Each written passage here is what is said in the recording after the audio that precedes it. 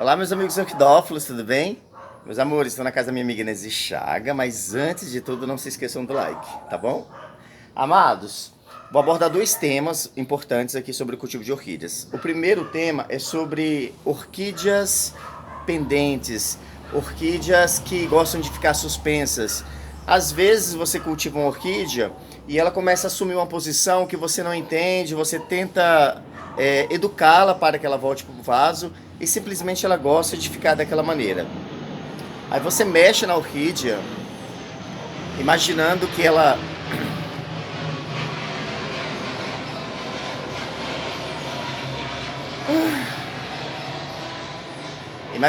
ela vai ficar feliz, né, satisfeita, se desenvolver melhor porque você mexeu nela e na verdade você apenas está a maltratando. Eu vou dar um exemplo simples aqui, um exemplo que não é muito comum, mas que pode acontecer, que no caso é dessa Miltonia regnelli. Essa Miltonia regnelli, ela foi plantada em cascas de madeiras e logo depois eu acoplei num cachepô. Mas observe o desenvolvimento delas que é suspenso. Elas não fazem questão de se fixar na madeira, né? Elas estão suspensas, estão saudáveis como se tivesse grudada diretamente no cachepô. Mas as raízes delas são bem aéreas. Miltônias, rodriguesas, eonopes, braças, várias dessas plantas, braças até que nem tanto, mas a maioria das plantas que tem afinidade com sídio e rodriguesia e miltônia tem uma raiz mais fina, são raízes mais delicadas, não gostam de ficar abafadas, então preferem tocos, vasos bem drenados, cachepôs, madeira, palitos de xaxim, ou palitos, ou placas de peroba, né? Então vocês podem observar que a planta ela se desenvolveu de uma forma suspensa, aérea, evitando agarrar diretamente no cachepô. Isso também pode acontecer com Cattleya. Essa Cattleya eu já mostrei aqui em alguns vídeos, né? Essa Cattleya, aqui está escrito intermédio, né? Mas vejam só, foi plantada também na casca de peroba, eu plantei na casca de peroba, ela se desenvolveu até a altura máxima da casca de peroba e ela começou a se desenvolver de uma forma mais aérea. As raízes, ó, buscando o nada, não tem nada para ela grudar, mas a planta ela gosta de emitir essas raízes buscando alguma coisa para se agarrar e de certa forma ficam aéreas. Porque a planta ela entende que aqui tem substrato, né, e umidade, porque quando molha fica mais úmido. Então o certo é fazer o que essa raiz aqui fez, que é voltar para baixo para buscar se fixar melhor e tentar puxar umidade, água, né, e os nutrientes aplicados pelos adubos. Olha só que coisa mais linda que está. Então, tem necessidade de eu mexer nessa planta? Nenhuma. Você pode, se quiser, fazer um corte aqui, conta 1, 2, 3, 4 pseudobulbos, corta aqui e plantar essa nova frente em outro local, ou em outro vaso, outra placa, e deixar a traseira usar as reservas dos pseudobulbos traseiros anteriores para que as gemas eclodam, né, despertem e a planta continue a se desenvolver. É muito comum esse desenvolvimento pendente em bubonfilos asiáticos. Esse desenvolvimento é muito comum. Vou mostrar para vocês.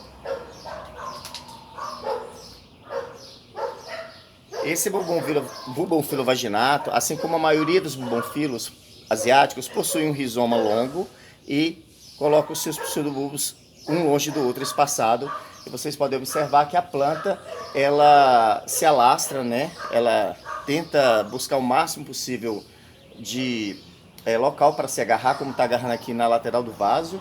E quando acabar esse espaço, o que ela vai fazer? Ela vai ficar pendente, ela vai continuar se desenvolvendo e sobrevivendo sem precisar exatamente estar grudada em alguma coisa.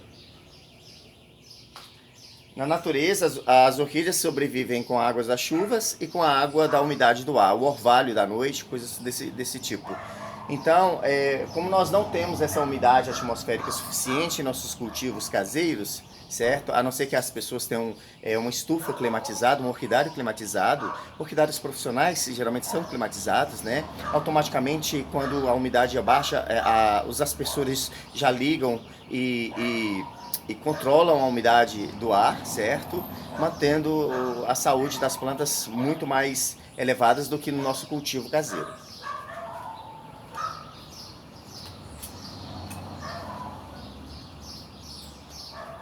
Esse Bonfilo Crassips da Nise Chagas, vejam só aonde que ele já chegou no seu desenvolvimento pendente, certo? É uma ótima maneira de retirar mudas, né? Porque essas plantas se desenvolvem muito rápido, mas aqui não é o caso, né? A Nise gosta de plantas entulceradas.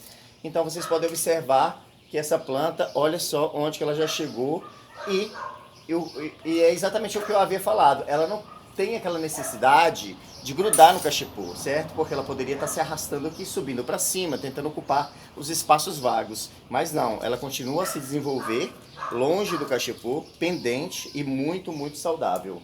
Vejam só como os pseudobulbos estão, né, hidratados, bonitos. A floração anual é sempre muito rica. Olha as hastes florais antigas. Todo ano é uma explosão de flores.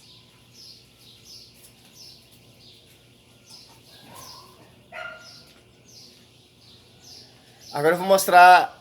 tem mais uma plantinha também que assume esse crescimento meio que pendente, porque ela emite cakes, né, nos seus pseudobulbos e vai virando tipo uma cortina, que é esse Dendrobium ludgesi. Olha só que coisinha mais fofa, mais mimosa e se desenvolve dessa maneira. Agora eu vou falar das plantas opostas, né, que não produzem esse tipo de crescimento e desenvolvimento. Na verdade, a maioria das orquídeas. Mas, por exemplo, Dendrobium lindley, que é conhecido como Dendrobium agregato, Sophronites cernua, Mercufila albor púrpura, muitas outras plantas que têm um crescimento rastejante, né? O que ela tende a fazer? Ela tende a se arrastar pelo cachepô e grudar no cachepô, ou num vaso, ou numa placa, e ficar mais próximo da madeira, mais próximo do substrato, ao contrário dessas plantas que eu mostrei, que os pseudobulbos e as frentes se desenvolvem longe e conseguem se desenvolver muito bem. Olha só que magnífico. Sophronites cernua também age dessa mesma maneira. Muito bem. Amados, agora novamente sobre ácaros. Quem quiser comprar kit defensivo de ácaros, pode chamar meu marido Milton no zap, porque ácaro é um inimigo invisível. E você só vai perceber ele na sua coleção quando os estragos começarem a aparecer. Tá bom? Vou dar um exemplo. Esse Phalaenopsis, olha só como as folhas já estão, certo? Isso daqui é ataque de ácaro. Eles começam a atacar, a folha está saudável e de repente eles se multiplicam rapidamente e de repente, quando você assustar, a planta já está começando a ficar danificada, tanto na parte de baixo, assume essa cor prateada, como na parte de cima. Isso daqui já está no estágio avançado de ataque de ácaros, tá bom? Nas catleias, dendróbios, que tem folhas mais duras, né, o ataque de ácaros, a corrosão cria essas manchas pretas e as pessoas às vezes imaginam que são fungos. E na verdade é o ácaro, porque ele é microscópico, né? Aí junta aqueles milhões de ácaros, vão corroendo a folha, comendo o tecido vegetal e abrindo fissuras e feridas e fazendo que aconteça essa necrose.